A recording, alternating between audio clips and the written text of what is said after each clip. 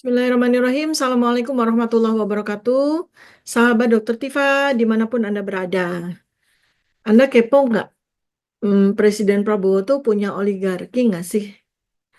Kan kita kenal banget, waktu 10 tahun terakhir itu Jokowi sebagai presiden itu kan dikelilingi oleh oligarki yang benar-benar punya kepentingan yang kuat terhadap Presiden Jokowi waktu itu. Nah sekarang Presiden Prabowo tuh ada oligarki nggak di sekitar beliau ya? Ya kan? Ada nggak sih presiden zaman sekarang, presiden abad 21, bahkan mungkin mulai dari abad 20, yang nggak pakai oligarki? Nggak mungkin. Karena semua penguasa itu dengan pengusaha, dengan oligarki, itu sudah seperti mata uang koin yang itu dua sisinya itu antara penguasa dengan pengusaha. Seperti itu ya. Sekarang kita coba lihat oligarki yang mendukung Pak Prabowo ini siapa aja dari pemilihan presiden sebelumnya yang udah berkali-kali beliau ikuti kan, pasti itu kan udah ada oligarki yang mensupport mulai dari tahun berapa tuh 2014 ya, mulai tahun 2019, bahkan sebelumnya ketika beliau maju sebagai calon wakil presiden itu kan udah dikerumuni sama oligarki-oligarki yang siap akan menjadi oligarki utama yang berkepentingan penuh terhadap penguasa. Sama seperti 10 tahun kemarin. Karena Jokowi yang menang, ya oligarkinya adalah oligarki dari Jokowi gitu kan ya. Nah sekarang gimana nih kalau kita lihat dari kelompok-kelompok bisnis dan individu-individu berpengaruh yang memiliki kekayaan luar biasa dan kontrol atas berbagai sektor ekonomi di Indonesia, dan termasuk mereka juga menguasai bisnis, media, politik yang itu kan menjadi bagian dari kompleks seseorang yang akan menjadi penguasa gitu ya kan, seperti itu. Pertama, keluarga dan jaringan bisnis. Keluarga dan jaringan bisnis. Presiden Prabowo, Pak Prabowo ini kan juga oligarki. Pebisnis juga kan ya. Oligarki itu apa sih? Nih ya, saya cari nih. Oligarki adalah suatu bentuk pemerintahan atau sistem kekuasaan di mana kendali politik, ekonomi, dan sosial berada di tangan sekelompok kecil orang atau elit. Kelompok ini biasanya terdiri dari individu yang memiliki kekayaan, koneksi politik, atau kekuasaan militer yang signifikan. Ya udah, begitulah definisi dari oligarki kan. Ya sudah ya, jadi jangan tersinggung kalau disebut oligarki ya, memang iya. Jadi Pak Prabowo sendiri memiliki hubungan yang cukup erat dengan berbagai macam kelompok bisnis besar yang dikenal sebagai oligarki di Indonesia. Beberapa tokoh kelompok yang mendukungnya itu juga memiliki kekuatan dan kekuasaan ekonomi yang sangat berpengaruh. Pertama, dari sisi keluarga dan kerabat bisnis. Dulu waktu Pilpres tahun 2019, ingat kan, beliau didampingi Pak Sandiaga Uno sebagai wapresnya. Ini kan pengusaha sukses yang memiliki jaringan luas di dunia bisnis dan investasi dalam dan luar negeri ya. Dan inilah beliau nih satu orang yang circle-nya Pak Prabowo waktu itu. Kemudian siapa lagi yang circle-nya Pak Prabowo? Pak Hasyim Joy Hadikusumo yang adalah adik kandungnya Pak Prabowo sendiri. Ini juga pengusaha kaya raya, memiliki kepentingan bisnis besar di Indonesia. Sektornya pertambangan, energi, properti, macam-macam. Ya, dan dia pemilik perusahaan tambang batu bara terbesar di Indonesia namanya PT Adaro Energi. Habis itu kelompok bisnis yang lain siapa? Cendana Group. Cendana Group ini kan kaitannya dengan mantan eh, mantan mertuanya ya, dan masih punya hubungan bisnis, masih punya hubungan kekeluargaan yang nggak akan putus karena ada cucu, karena ada Mas Didit kan. Jadi ya terhubung terus gitu, dan kelompok Cendana Group ini punya banyak sekali bisnis dan berbagai oligarki mereka yang memang sampai dengan hari ini masih punya kekuatan ekonomi yang sangat signifikan di Indonesia. Dan ini kan jadi circle-nya Pak Prabowo nih. Terus habis itu tokoh-tokoh besar, kemudian pengusaha-pengusaha besar yang dari Orde Baru sampai sekarang yang masih hidup, dan kalau nggak masih hidup diturunkan pada generasi kedua dan ketiganya, dan mereka adalah para oligarki besar pada masa mulai dari Orde Baru sampai sekarang. Habis itu siapa lagi kelompok bisnis dan industri yang mendukung Pak Prabowo mulai dari sektor energi, pertambangan, media, infrastruktur gitu kan. Terus dan tentu saja para oligark ini, orang-orang ini, tokoh-tokoh ini pasti mereka akan lebih satisfied kalau negara Indonesia dipimpin oleh seseorang dengan latar belakang militer dan memiliki hubungan yang sangat kuat dengan elit, sesama elit politik dan bisnis. Kan Pak Prabowo ketua partai besar kan, jadi komplit ya, beliau itu kan komplit. Terus kelompok bisnis yang terutama di sektor energi dan pertambangan, karena itu kan uang besarnya Indonesia yang di-drain ke luar negeri itu kan dari situ. Terutama di masa sekarang ini batu bara sama nikel.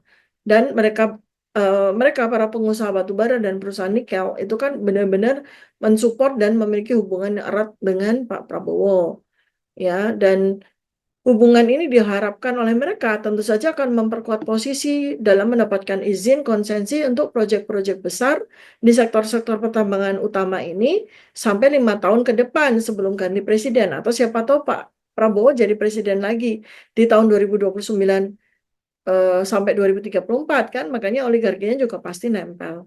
Kemudian sektor energi infrastruktur udah pasti itu proyek-proyek besar melibatkan privat maupun BUMN, ya itu pasti memiliki hubungan dekat dengan para politisi termasuk Pak Prabowo. Jadi udah circle-nya udah seperti itu.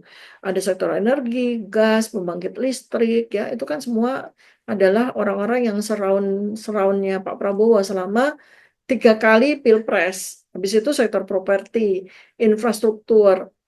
Dalam beberapa tahun terakhir ini kan properti infrastruktur itu juga sektor ekonomi yang sangat berkembang. Makanya kita juga mesti lihat, ada nggak kepentingan oligarki yang mendukung Pak Prabowo itu di dalam proyek reklamasi? Jangan-jangan ada. Kalau ada ya makanya Pak Prabowo nggak bisa bertindak terlalu kencang gitu kan di dalam proyek reklamasi itu. Jadi ini kita mesti identifikasi juga. Kalau kita mengharapkan Pak Prabowo akan melakukan tindakan-tindakan tegas dan jelas terkait dengan tragedi atau skandal dari pagar laut ini, ya. Jadi memang kesannya seakan-akan Pak Prabowo belum punya sebuah ketegasan sikap tentang tragedi pagar laut ini kan. Nah, siapa tahu ternyata beliau berhubungan dengan oligarki-oligarki yang punya kepentingan terhadap bisnis properti di Teluk Jakarta. Habis itu juga kelompok media yang memiliki pengaruh sangat besar dalam membentuk opini publik. Ini juga mendukung Pak Prabowo. Dan Pak Prabowo juga mendapatkan keuntungan ketika Pilpres yang baru lalu. Habis itu jaringan militer dan elit politik. Karena Pak Prabowo ini latar belakangnya multi multi background kan, selain pengusaha, beliau juga tokoh militer, elit politik juga, dan sangat berpengaruh di Indonesia. Maka tokoh-tokoh yang berasal dari latar belakang militer itu pasti juga ada di dalam jaringan-jaringan politiknya Pak Prabowo, ya. Dan tentu saja mereka juga memiliki kepentingan ekonomi. Sekarang, mengapa sih oligarki juga mendukung Pak Prabowo? Ya memang satu ya, ekonomi usaha mereka itu kan sangat butuh stabilitas politik, ya sangat butuh stabilitas politik. Makanya kenapa nggak dukung Pak Anies Baswedan, karena nggak mendukung Pak Ganjar Pranowo, ya karena Pak Prabowo ini diharapkan dengan latar belakangnya sebagai jenderal dan sosok yang memiliki pengaruh besar terhadap kekuatan militer dan politik di Indonesia, maka diharapkan beliau ini yang paling mampu untuk menjaga stabilitas politik, ya.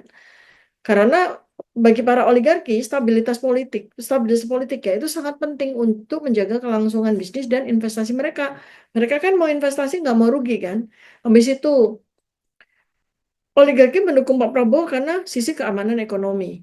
Banyak dari oligarki itu yang beroperasi di sektor-sektor yang amat sangat dipengaruhi oleh kebijakan pemerintah, pertambangan, energi, properti gitu kan. Itu kan sangat dipengaruhi oleh kebijakan dari pemerintah. Sehingga kalau mereka mendukung Pak Prabowo, maka mereka berharap bisa memperoleh akses yang lebih mudah untuk mendapatkan izin atau proyek-proyek besar. Nah, di sini yang Pak Prabowo perlu waspada ya. Sekali lagi sebenarnya saya ingin sekali agar kekayaan, hajat dan kekayaan sumber daya alam maupun semua kekayaan dari negara ini dikelola betul-betul oleh pemerintah, dan oligarki atau pengusaha ini berperan sebagai support system untuk mendukung proyek-proyek pengembangan yang dilakukan oleh pemerintah.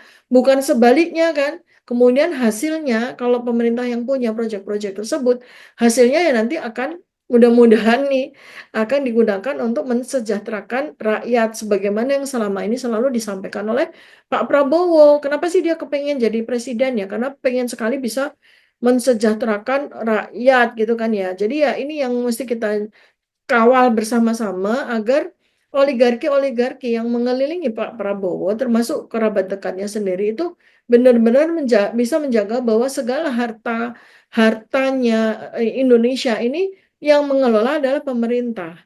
Pengusaha mendapatkan sesuai dengan haknya dan rakyat tidak korbankan. Jadi seorang politisi yang memiliki latar belakang militer, ikatan kuat dengan sektor bisnis, yaitu Pak Prabowo, itu dipandang mampu menjaga hubungan baik dengan berbagai kelompok bisnis dan pengusaha-pengusaha besar yang lain. Jadi ini adalah sebuah keniscayaan dunia saat ini, teman-teman, sahabat Dr. Tifa semuanya ya.